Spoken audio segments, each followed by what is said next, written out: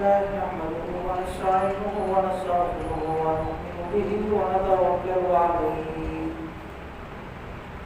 ونعوذ بالله من شرور أنفسنا من يهده الله فلا مضل له ومن يضلله فلا هادي له وأشهد أن لا إله إلا الله وحده لا شريك له وأشهد أن سيدنا وسندنا ومولانا محمدا عبده ورسوله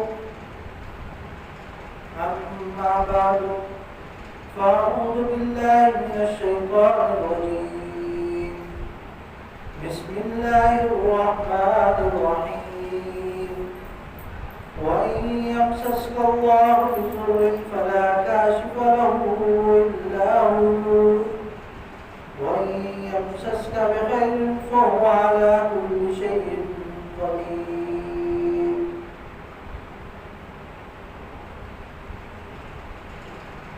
وهو القاهر فوق عباده وهو الحكيم الخبير صدق الله العظيم وصدق رسوله النبي الكريم ونحن على ذلك لمن الشاهدين والشاكرين والحمد لله رب العالمين. میرے واجب الاحترام قابل صد احترام دوستوں ساتھی بزرگوں،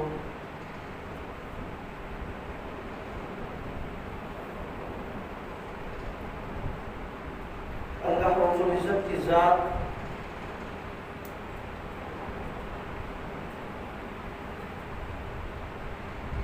اگر ہمیں کوئی نقصان پہنچانا چاہے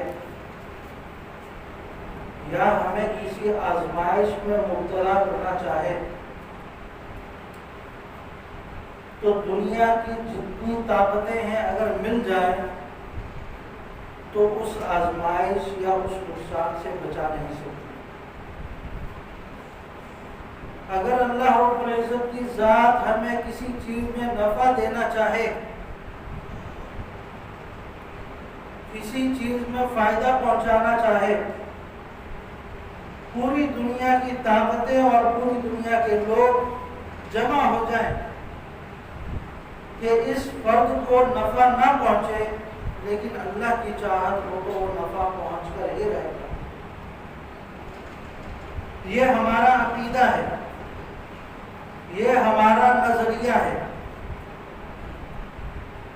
اگر کوئی شخص اپنے اس نظریے سے اور اس عقیدے سے ہٹنے کی یا اللہ رب العزت پر توکل کرنے کی حتمی طور پر راضی نہیں ہوتا تو اس کو اپنے ایمان کی خیر بنانی چاہیے، اپنے ایمان کی فکر کرنی چاہیے کہ اللہ رب العزت کی ذات ہی سب کچھ ہے جو ہمیں بیماری پہنچاتی ہے، جو ہمیں صحت یاب کرتی ہے، جو ہمیں مشکلوں میں ڈالتی ہے، جو ہمیں مشکلوں سے نکال کر سہولت اور آسانی میں لے کر جاتی ہے.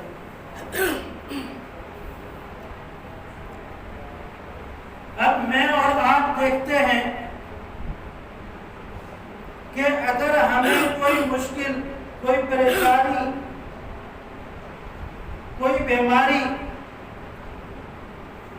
کوئی ایسے معاملات جس کے اندر سکون نہ ہو، پریشانی ہو،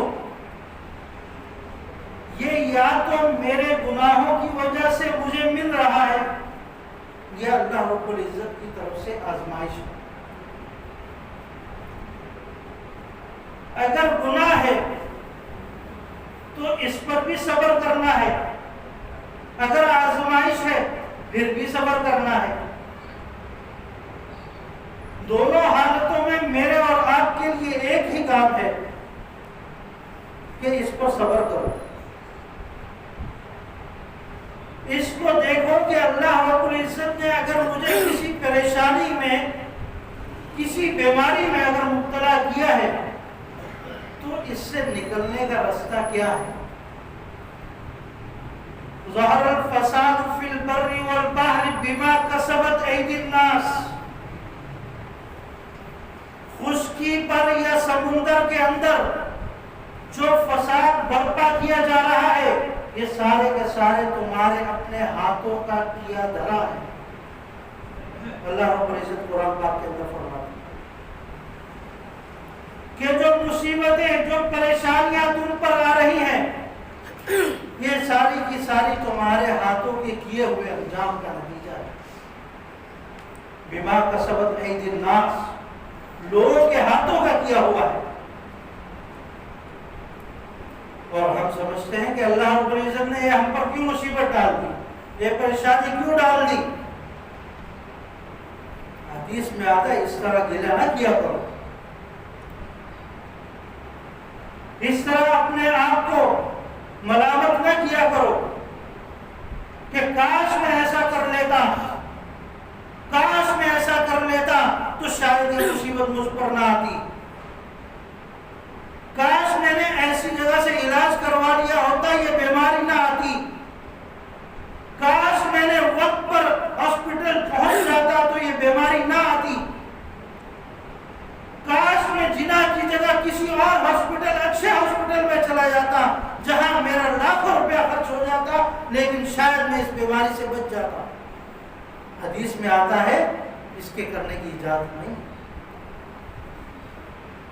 آپ نے اپنی وسعت کے مطابق، اپنی جان کے مطابق، اپنے مال کے مطابق محنت کی اور اس پر صبر کیا، اللہ رب العزت یہ آپ سے مانگتا ہے۔ بیماری جس اللہ نے دی ہے وہ واپس بھی لے سکتا ہے، جس مشکل میں آپ کو ڈالا ہے وہ واپس بھی لے سکتا ہے، لیکن آج سمجھتے ہیں کہ میں یہ کر لیتا تو کاش یہ ہو جاتا، کاش میں یہ کر لیتا تو یہ ہو جاتا۔ حدیث میں رسول اللہ صلی اللہ علیہ وسلم نے منع کیا کہ کوئی شخص ایسا نہ دعویٰ کرتا پھرے، لوگوں کے سامنے ایسے نہ کہتا میرے کہ ہماری غلطی ہے، یہ تقدیر ہے، اس تقدیر پر راضی رہنا تمہارا کام، تمہارا ایمان ہے۔ اگر تم اس طرح لوگوں کے سامنے بیان کرتے پھرو گے اس کا مطلب ہے کہ تم اللہ رب العزت کی تقدیر پر راضی نہیں تھے۔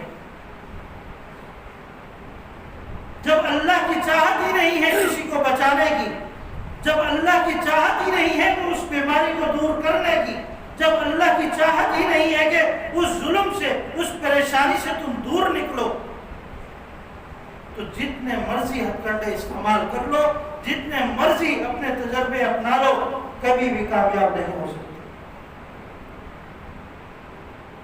اللہ کی تقدیر کے آگے ہمیں ہتھیار ڈالنے ہیں، اللہ کی تقدیر کے آگے ہمیں سر پر سجود ہو جانا ہے، اپنے سر کو جھکا لینا ہے۔ آج میری اور آپ کی سب سے بڑی غلطی یہی ہے، اگر خوشی اللہ کی طرف سے کہیں سے آ رہی ہے، اللہ نے ہمیں اچھی صحت دی ہے، ہمارے معاملات بہترین طریقے سے ہو رہے ہیں، تو ہم سمجھتے ہیں یہ سارا کا سارا ہم خود کر رہے ہیں۔ یہ بھی بڑی نادانی ہے ہماری۔ جو آپ کو پریشانیاں دے سکتا ہے، جو آپ کو بیماریوں میں مبتلا کر سکتا ہے، وہ آپ کو خوشیاں دے کر بھی آزما رہا ہے، وہ آپ کو راحت دے کر بھی آزما رہا ہے کہ یہ راحت اور آسانی میں مجھے یاد کرتا ہے یا نہیں، یہ خوشیوں کے موقع پر مجھے یاد رکھتا ہے یا نہیں، میری نعمتوں کی، میری نعمتوں کا شکر گزار ہے یا نہیں، یہ اللہ رب العزت دیکھتے ہیں۔ یہ اللہ رب العزت بندے سے جانچنا چاہتے ہیں۔ وَإِن يَمْسَسْكَ اللَّهُ بِضُرٍّ فَلَا كَاشِفَ لَهُ، اگر اللہ رب العزت کی ذات چاہے کسی کو نقصان پہنچانے کی، فَلَا كَاشِفَ لَهُ، تو کوئی بھی اسے بچا نہیں سکتا، وہ نقصان پہنچ کر رہے۔ وَإِن يَمْسَسْكَ بِخَيْرٍ، اگر کسی کے ساتھ اللہ رب العزت بھلائی کا معاملہ کرنا چاہے، خیر کا معاملہ کرنا چاہے، تو کوئی بھی دنیا کی طاقت نہیں ہے جو اس سے اس خیر کو یا اس نفع کو دور کر سکے۔ تو اللہ رب العزت نے تقدیر لکھ دی ہے، اس تقدیر کو بدلنا یہ میرے اور آپ کا کام۔ اگر وہ اللہ رب العزت کی طرف سے کوئی آزمائش ہم پر آتی ہے، اس پر ہمیں حکم دیا گیا ہے کہ صبر کرو، اللہ سے مانگو، اللہ کی طرف رجوع کرو، صلاۃ الحاجات پڑھو، اللہ کے حضور پیش ہو، مسجد میں حاضری دینا شروع کرو اگر نہیں دے رہے، اگر 5 وقتہ نماز کی پابندی کرتے ہو تو ساتھ میں تہجد شروع کر دو۔ آزمائش سے کوئی بھی مقررہ نہیں ہے اس دنیا میں، وہ تو جنت ہے جہاں کوئی پریشانی نہیں ہوگی۔ دنیا میں رہنا ہے تو اسباب کے درجے میں رہ کر زندگی گزارنی ہوگی۔ کوئی بھی شخص یہ نہیں کہہ سکتا کہ میں تو اللہ رب العزت کی 5 وقتہ نماز کی پابندی کرتا ہوں، میں تو اپنے معاملات کو ٹھیک رکھتا ہوں، پھر مجھ پر یہ پریشانیاں کیوں آ رہی ہیں، پھر مجھ پر یہ آزمائشیں کیوں آ رہی ہیں، پھر میرے چھوٹے چھوٹے بچے کیوں فوت ہو رہے ہیں، پھر میرے والد والدہ مجھ سے جدا کیوں ہو رہے ہیں۔ یہ وہ گلہ نہیں کر سکتا کہ دنیا ہے، اللہ رب العزت کبھی دے کر آزمائے گا، کبھی لے کر آزمائے گا، کبھی تمہیں اتنا مال دے دے گا کہ تم سے سنبھالا نہیں جائے گا، کبھی تم سے اتنا دے لے گا کہ ایک وقت کی روٹی کھانا مشکل ہو جائے گی۔ ان تمام پروسیس سے گزار کر اللہ رب العزت تمہیں جنت میں لے کے جائے گا۔ یہ مختلف آزمائشیں، مختلف امتحانات ہیں، یہ چند گھڑیاں گزار کر چلے جاؤ، ان امتحانوں میں کامیابی لے جاؤ، جنت میں مزے کرو۔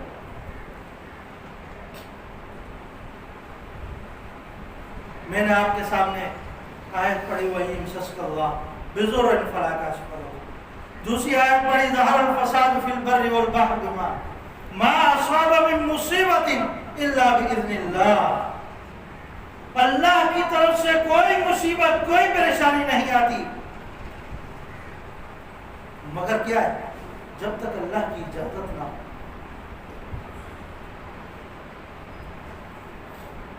دوسری طرف لا یکلف اللہ نفسا الا وسعہا، ہم کسی بھی نفس کو، کسی بھی انسان پر اتنی ذمہ داری نہیں ڈالتے کہ وہ اس کی وسعت نہ رکھتا ہو۔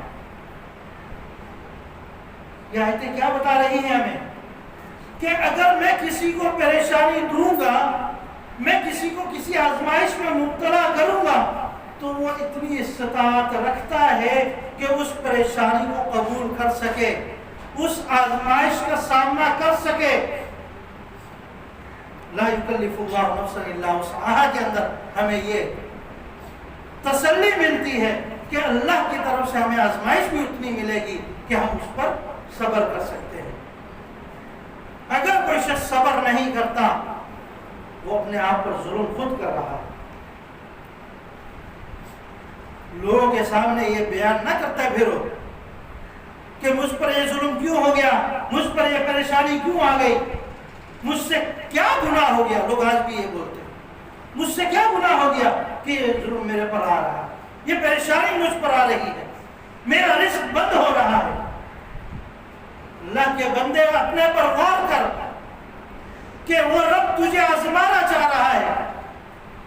آج تو چند ساعت اللہ کے پر، اللہ کی اس آزمائش پر صبر کر لے، آگے نعمتیں ہی نعمتیں ہیں۔ ان مع العسر یسرا، ہر پریشانی کے بعد پھر آسانیاں ہی آسانیاں ہیں۔ قرآن پاک کے اندر ہے ان مع العسر یسرا، العسر معرفہ لایا اللہ رب العزت کہ کوئی ایک پریشانی آئے گی، یسرا کو نکرہ لایا۔ اگر کوئی لغت عربی سے واقف ہے تو اس کے اندر باریکیاں ہیں کہ ایک پریشانی ہوگی، اگر اس پر صبر کر لیا تو یسرا کئی نیکیاں تمہیں، کئی راحتیں، کئی سکون تمہیں ملیں گے ایک پریشانی پر۔ یہ الفاظ کا ہیر پیر اللہ نے کیوں کیا؟ تاکہ میرے بندے مجھ پر اطمینان کریں، میرے قرآن پر یقین کریں، رسول اللہ صلی اللہ علیہ وسلم جو تعلیمات لے کر آئے اس کو مانیں۔ اگر ہم اس قرآن پاک کی باریکیوں پر اتریں تو ہمیں پتہ چلے گا اللہ رب العزت نے ہمارے لیے کیا کیا انعامات رکھے ہیں۔ آج افسوس یہی ہے کہ نہ ہم خود سمجھتے ہیں، نہ اپنے بچوں کو سمجھانے کی کوشش کرتے ہیں۔ ہمیں پتہ ہی نہیں ہوتا ہم نے دنیا میں کیا کرنا ہے، ہم دنیا میں کیوں آئے ہیں، ہمیں کس لیے بھیجا گیا ہے، ہماری ذمہ داری کیا ہے، ہمارے بچوں کے حقوق کیا ہے، والدین کے حقوق ہم پر کیا ہے، بیوی کے حقوق ہم پر کیا ہے۔ ہم نے اس طرف توجہ دی ہو تو ہمیں پتہ چلے۔ تو میرے عزیزو، اللہ رب العزت کی طرف سے اگر کوئی آزمائش آتی ہے، کوئی پریشانی آتی ہے، آپ اپنے آپ کو ٹوٹتا ہوا محسوس کریں، آپ کو ہر طرف اندھیرا نظر آ رہا ہو، لیکن آپ کا دل مطمئن ہو، آپ کا ضمیر مطمئن ہو کہ اللہ رب العزت ضرور کوئی راستہ نکالیں گے۔ وَمَن يَتَّقِ اللَّهَ يَجْعَل لَّهُ مَخْرَجًا وَيَرْزُقْهُ مِنْ حَيْثُ لَا يَحْتَسِبُ۔ آیت ہے، جو شخص مجھ سے ڈرے گا، يَجْعَل لَّهُ مَخْرَجًا، تو میں اس کے لیے ایسے راستے بنا دوں گا، وَيَرْزُقْهُ مِنْ حَيْثُ لَا يَحْتَسِبُ، اس کو ایسی جگہ سے رزق ملے گا کہ اس کا گمان بھی نہیں گیا ہوگا اس طرف۔ یہ آیات کس کے لیے نازل کی ہے؟ میرے اور آپ کے لیے، کہ ہم ان پر ایمان لے کر آئیں۔ آج ہم نادانی میں آ کر جب اپنے اوپر ملامت کرتے ہیں، اپنے معاملات کو اللہ رب العزت کے سپرد کر دیتے ہیں کہ میری غلطی کون سی ہوئی ہے جو اللہ نے مجھ پر یہ آزمائش ڈال دی۔ میرے بھائی، اللہ نے تیرے لیے، تجھے اگر ایک طرف ڈرایا ہے تو تجھے اللہ رب العزت نے تسلی کی آیات بھی دی ہے۔ تجھے اگر جہنم سے ڈرایا جا رہا ہے تو جنت کی نعمتوں کا ذکر بھی کیا جا رہا ہے۔ تجھے اگر جہنم کی طرف بھیجنے پر اللہ رب العزت کی مختلف آیات آ رہی ہیں تو اللہ رب العزت جنت کی خوبصورت محلات کا ذکر بھی کرتے ہیں کہ تجھے کن کن انعامات سے گزارا جائے گا۔ یہ چند گھڑیاں دنیا کی اچھی گزار جاؤ، آخرت میں اللہ رب العزت کی طرف سے جو انعامات ملیں گے اس کا کوئی جواب نہیں۔ آج ہم اللہ رب العزت سے نہیں مانگتے، افسوس کے ساتھ آج ہم اللہ رب العزت سے نہیں مانگتے۔ مزارات پر چلے جائیں گے، بڑی بڑی چادریں ڈال دیں گے، جا کر وہاں جا کر سجدے کر رہے ہوں گے۔ اس سجدہ کرنے کی جگہ یہ مسجد ہے۔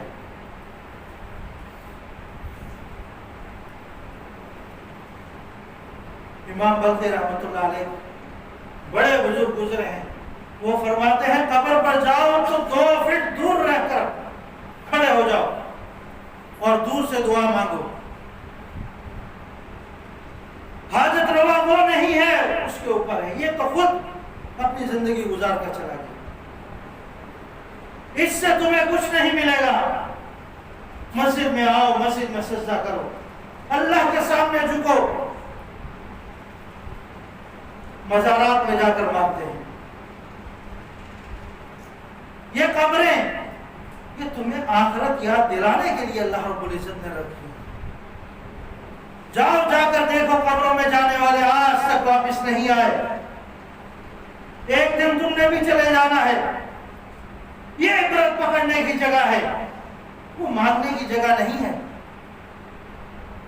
اپنے گناہ بخشوانے ہیں تو یہاں آؤ، مسجد میں آؤ، اللہ کے حضور اپنے آپ کو پیش کرو۔ یا تو قبریں بنا لی آپ نے جہاں ہم کمانے کے لیے جاتے ہیں، بڑے بڑے فرعونوں کو ہم نے اپنا مقتدا سمجھ لیا اور ہم سمجھتے ہیں انہی کی وجہ سے ہمارا گھر چل رہا ہے۔ اللہ رب العزت کی آیات بتاتی ہے کوئی چیز ایسی نہیں ہے جو آپ کو نفع پہنچانا چاہے، اور اللہ کی ذات اگر نفع نہیں پہنچانا چاہتی تو وہ نہیں پہنچا سکتی، اور اللہ رب العزت اگر کوئی نقصان پہنچانا چاہے تو دنیا کی کوئی طاقت اس نقصان سے آپ کو روک نہیں سکتی۔